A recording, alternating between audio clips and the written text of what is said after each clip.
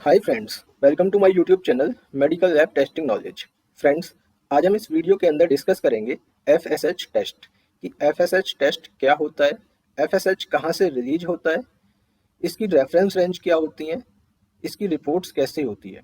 तो friends, video को आखिर तक देखिएगा। अगर वीडियो अच्छा लगे तो प्लीज़ वीडियो को लाइक कीजिएगा, चैनल को सब्सक्राइब कीजिएगा।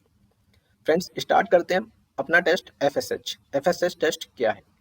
उससे पहले बात करें फ्रेंड्स हम इसकी कि एफएसएच का पूरा नाम यानी कि इसकी फुल फॉर्म क्या होती है। तो फ्रेंड्स, इस एफएसएच की फुल फॉर्म होती है फॉलिकल स्टिमुलेटिंग हार्मोन। ठीक है फ्रेंड्स, प्रेगनेंसी कंसीव करने की इच्छा रखने वाली वुमेन्स का एफएसएच यानी फॉलिकल स्टिमुलेटिंग हार्मोन टेस्ट करवाया जाता है। ये हार्मोन वुमेन्स में ओवुलेशन और फर्टिलाइजेशन के लिए ओवरी से एग के रिलीज को सुनिश्चित करने के लिए जिम्मेदार होता है।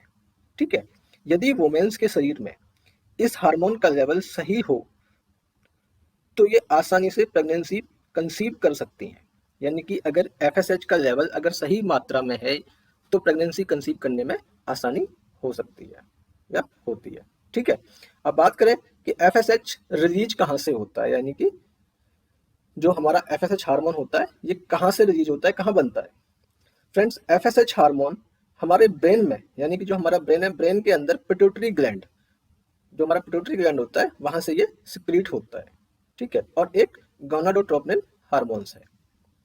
फ्रेंड्स, ये hormones during puberty sexual development में बहुत महत्वपूर्ण भूमिका निभाता है, जिसमें मेल्स में स्पर्म प्रोडक्शन, ठीक है, और फीमेल्स में ओवरिन फॉलिकल्स। इस हार्मोन्स का लेवल बच्चों में कम होता है और ये प्यूबर्टी में बढ़ जाता है। प्यूबर्टी क्या होता है? प्यूबर्टी होता है जिन जैसे स्टार्टिंग जो एज होती है, जैसे 10 to 14 की जो एज होती है उसको हम प्यूबर्टी बोलते हैं। ठीक है, मेल में एफएसएच जो फॉलिकल स्टिमुलेटिंग हार्मोन है ये मेल के अंदर लगभग जीवन भर स्थिर रहता है। ठीक है, हालांकि वुमेन्स में इसका स्तर जो इसका लेवल है उसके मेंस्ट्रुअल साइकिल के अनुसार समय समय पर बदलता रहता है। यानी कि मेल में तो लगभग ये सेम रहता है लेकिन फीमेल्स के अंदर ये अप डाउन होता रहता है।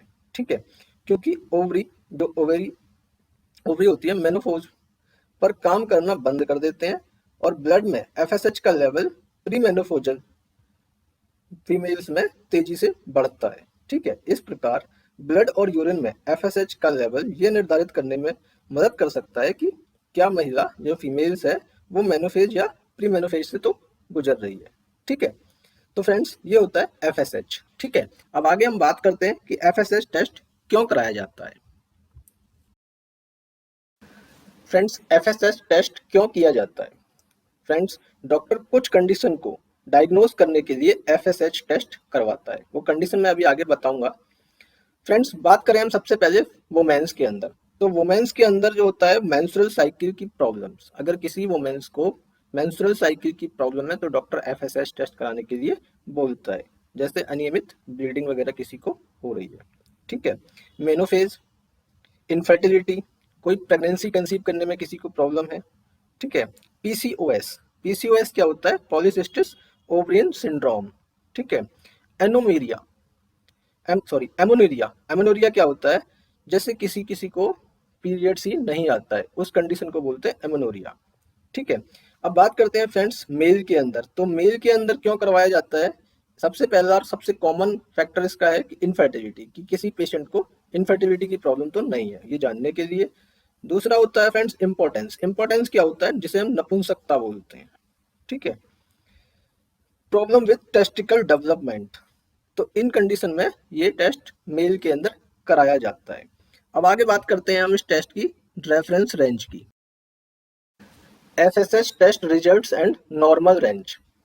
तो फ्रेंड्स, हम बात करें इस टेस्ट की नॉर्मल रेंज की, तो इसकी जो नॉर्मल रेंज होती है वो फीमेल्स और मेल्स के अंदर अलग अलग टाइप से होती हैं। यानी फीमेल में अलग वैल्यू होती हैं और मेल के अंदर अलग वैल्यू होती हैं। फ्रेंड्स, फीमेल के अंदर भी इसकी 4 टाइप की नॉर्मल रेंज होती है और मेल के अंदर 3 टाइप से। जैसे कि स्क्रीन के ऊपर मैंने यहाँ पर लिखी हुई है इसकी सारी नॉर्मल रेंज, आप यहाँ पर देख पा रहे होंगे। तो बात करें कि फीमेल्स में कौन कौन से टाइप की इसकी नॉर्मल रेंज होती हैं, तो जैसे फर्स्ट है प्री प्यूबर्टी, ठीक है, ड्यूरिंग प्यूबर्टी, ड्यूरिंग मेंस्ट्रुएशन और पोस्ट मेनोफेज। तो इस तरह से इसकी 4 नॉर्मल रेंज होती हैं। जैसे प्री प्यूबर्टी के अंदर 0 से लेके 4 के बीच होना चाहिए। IU पर L यानी कि इंटरनेशनल यूनिट पर लीटर में इसकी रेफरेंस रेंज है। नेक्स्ट जैसे हम बात करें मेल के अंदर, तो फ्रेंड्स मेल के अंदर 3 टाइप से, जैसे मैंने बताया, प्री प्यूबर्टी, मिड प्यूबर्टी और एडल्टहुड। ठीक है, तो इस तरह से मेल्स के अंदर होती हैं। जैसे प्री प्यूबर्टी के अंदर 0 से लेके 5.0 इंटरनेशनल यूनिट पर लीटर होती है।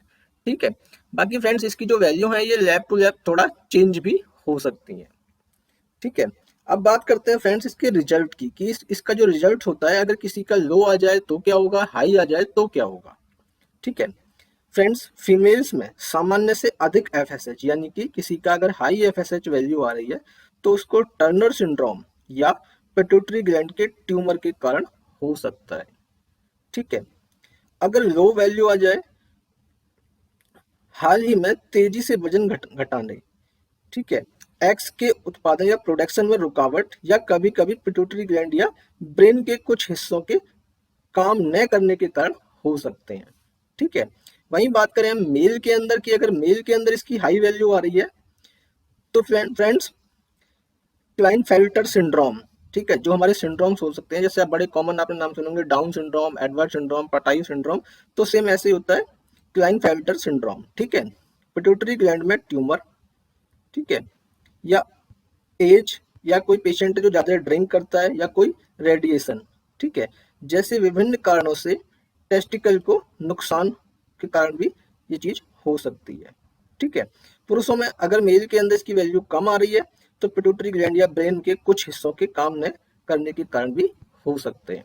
ठीक है, तो फ्रेंड्स ये थी इसकी रिजल्ट्स और इसकी नॉर्मल रेंज। अगर वीडियो अच्छा लगा तो प्लीज वीडियो को लाइक कीजिएगा, चैनल को सब्सक्राइब कीजिएगा। Thank you so much.